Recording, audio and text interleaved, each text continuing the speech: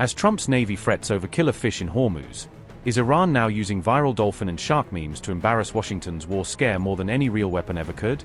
When an Iranian post jokes that CENTCOM forced a dolphin to confess, is Tehran openly ridiculing US intelligence claims and turning the dolphin bomber story into a global punchline? With social feeds joking about Sam Shark and Ollie Orca, is Iran hinting that its sharpest Hormuz defense right now is mockery and memes rather than some secret undersea superweapon? And as headlines scream about a supposed dolphin bomber unit, is Trump's armada really facing a new kind of sea threat, or just losing the narrative war to Iran's trolling? Iran is openly mocking US Navy killer fish fears, blasting out viral dolphin and shark memes that turn a serious war scare into shareable satire for audiences around the world. On May 3rd, Iran's embassy in Zimbabwe jumped in first, posting a carousel of sea creatures on X that instantly framed the whole story as a joke at Washington's expense. The images lined up sharks, dolphins, tuna, pufferfish, and even a turtle-like mugshot-style defendants, as if the entire ecosystem of the Strait of Hormuz was on trial with Tehran. In the caption, the embassy charged the animals with cooperation with Iran and active presence in Hormuz waters, turning basic marine life into alleged co-conspirators against Trump's fleet. The punchline came when the embassy quipped that CENTCOM had extracted a confession from a dolphin, a line clearly aimed at mocking sensational Western reports about weaponized sea mammals. Iran embassy in Zimbabwe wrote on X, and I quote, "New defendants. Charge: cooperation with Iran and active presence in the Persian Gulf and the Strait of Hormuz." According to some media outlets, the CENTCOM recently succeeded in extracting a confession from a dolphin in this regard. Unquote. Soon after, Iran's consulate in Hyderabad joined the trolling campaign, posting an AI-generated image of a dolphin kitted out like a special operations officer. The caption, "They finally spilled the beans, it's all out now," reads like a mock revelation, as if Tehran is theatrically confirming the West's most absurd fears just to laugh at them. All of this sharp satire is clearly aimed at recent reports claiming Iran might deploy trained, weaponized dolphins in the Strait of Hormuz, casting those stories as cartoonish rather than credible.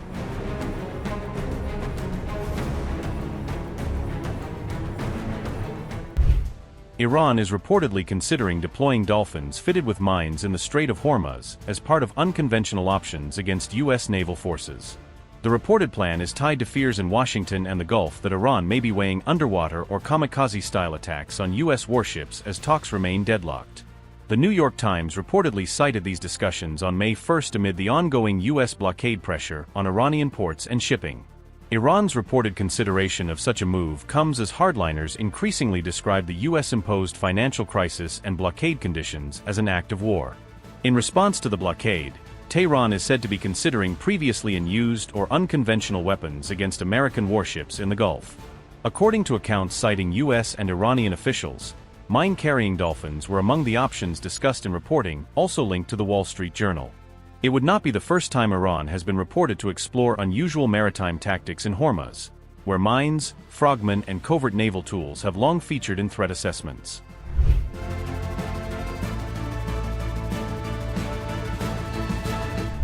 Iran reportedly bought dolphins trained for Soviet naval missions in 2000, with older BBC reporting saying the animals had originally been prepared for combat roles. Those dolphins were reportedly trained to attack enemy divers using harpoons mounted on their backs. The same reporting said they were also trained for suicide-style attacks on ships by carrying explosive mines. The New York Times also reportedly cited the Wall Street Journal in saying the IRGC could deploy submarines into the contested Strait of Hormuz as part of an underwater escalation option. Iran has already threatened undersea infrastructure in Hormuz, and analysts have long warned that cables, mines, and covert naval tools could become part of its pressure strategy. The revelation about possible kamikaze dolphin planning surfaced amid uncertainty over whether any Iran-US understanding or deal can still hold. On May 1st, Trump publicly signaled uncertainty about who exactly he was negotiating with on the Iranian side, reinforcing perceptions of a confused diplomatic track. At the same time, Trump also highlighted aggressive US naval enforcement in Hormuz, a posture critics have described as swaggering or pirate-like amid the blockade. I was saying, somebody said, sir, you don't really have to do it. You can call up and probably do it. I said, are you kidding me? Can you imagine? This is a crowd where I know so many killers, very successful people. Some are nice, some are horrendous people, but I like the nice ones and the horrendous ones also. We have some really killers. I'm looking out there. Oh, Oh, these people, I've had to deal with them my whole life. They are brutal, but you know, you get friendly with brutal people too. I'm dealing with some quite brutal people right now in the lovely country of Iran.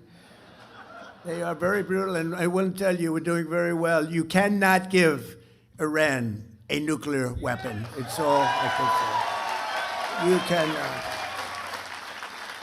Because they would use it on a place called Israel very quickly, and they would use it in the Middle East, and they'd use it in Europe, and I guess we'd be next, and it's not going to happen. Don't worry about it. We've taken apart.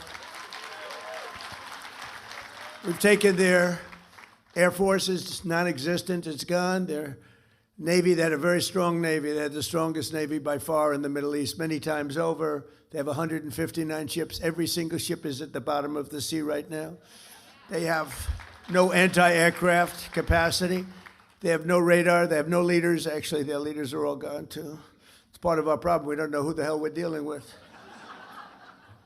They call up, this is Mohammed, so-and-so, and I say, are you a leader? We're looking for a leader. It's the only country in the world, nobody wants to be a leader. You know, they say, would anybody like to be president? And there are no takers. But I think we're doing a great job over there, actually. We have the, they used the Hormuz Strait as a weapon for many, many years. They said they'll close it.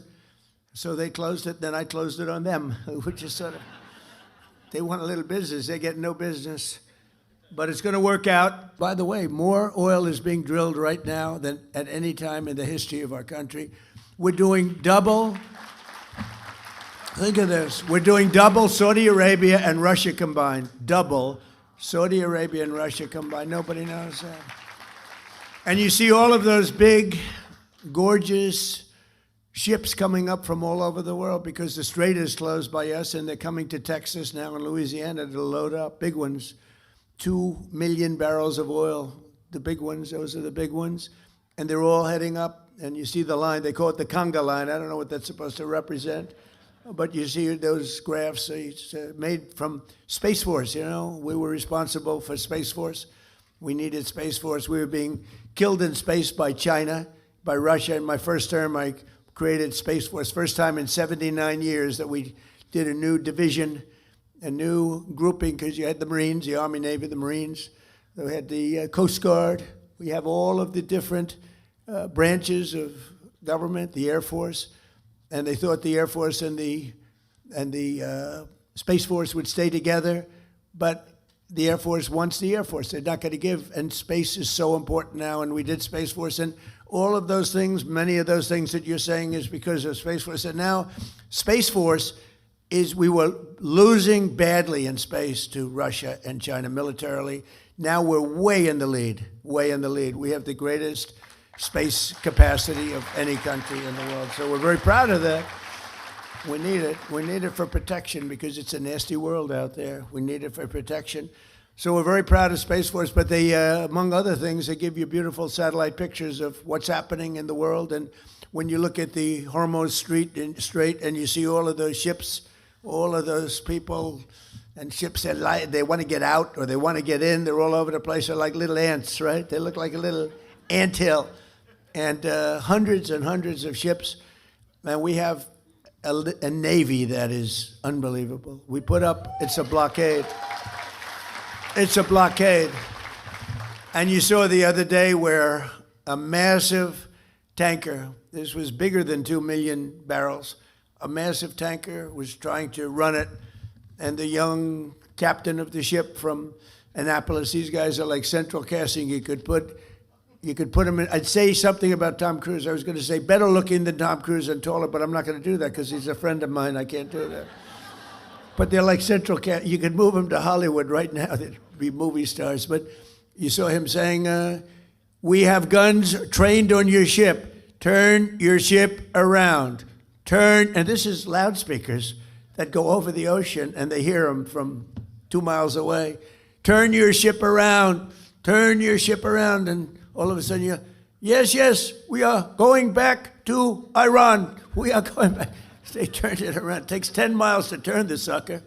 You know, it's not like turning around a bicycle. It's big stuff. And then we had the other one you saw from 4 days ago where they were going to ram we call it an iron wall. It's essentially an iron wall. We have such great military and great Navy. And they were going straight through. And they said, turn your ship around. And there was no response. Turn your ship around. Evacuate your engine room immediately. And you see all these guys running out of there. Now, they're 5 miles away, and one shot into the engine room, blew up the engine room, the ship stopped. They used tugboats, and then we landed on top of it. On top of everything else, we then land on top of it, and we took over the ship. We took over the cargo, took over the oil. It's a very profitable business. Who would have thought we were doing that? We're like pirates. We're sort of like pirates. But we're not playing games because, you know, for 47 years, Iran has been pushing everybody around. They're the bully of the Middle East. They've been scaring everybody, Israel and Qatar, Saudi Arabia, UAE, Bahrain, Kuwait, all of them. They're all, it was the bully of the Middle East. I understand it. Bush made a mistake. He took out Iraq. You know, Iraq, and by the way, I congratulate the new president of Iraq. I endorsed him. I'm now in the business of endorsing political leaders from foreign countries, countries that nobody's ever seen before. And we have a pretty infallible record. We've won a lot of them, but I endorsed the man because we didn't like the man that was the president of Iraq, and we endorsed somebody that not a lot of people have heard of, and he won in a landslide. So I just spoke to him yesterday. But the relationships we have relationships that are very, very strong, very powerful relationships, and I think the Middle East is going to be taken care of.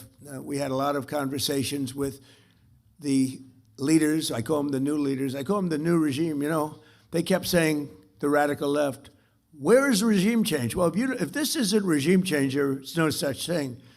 Because Khomeini in the first tier was gone. The second tier is gone. Half of the third tier is gone, which is a problem. That's a problem. Because we are trying to figure out the right one to talk to. We talk to one, and then another one calls up. Let's make a deal. But I think we're in a very, I know we're in a very strong position. There's the expression that we've all heard, or many of us have heard, if you like the fights, if this were a fight, they'd stop it.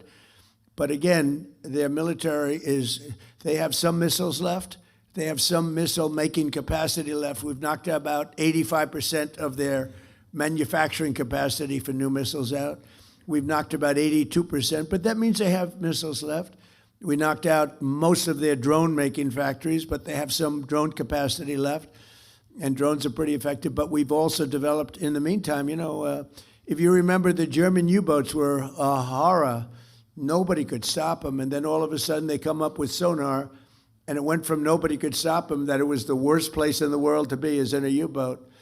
The drone, anti-drone capacity that we have now is fantastic. They have new weapons, lasers. You got to see the lasers. They go into a laser, they just burn they just boom. And we have that, and we have very special machine guns with large-scale bullets operated by a computer. And as they come in, it just knocks them out like it's amazing. But with all of that being said, there's still danger. There's always danger with war. With war, you never know what happens. Look at Russia. It was supposed to be a one-day war, and it's 4 years, right? And you see that, and it's really a terrible war. And it's a lot of people died. Last month, they had 25,000 soldiers, mostly soldiers, killed. It's like a bloodbath over there, and I think we'll get that. We've settled 8 wars, and that should be the 9th. I think we're going to get it done, but it's a rough one.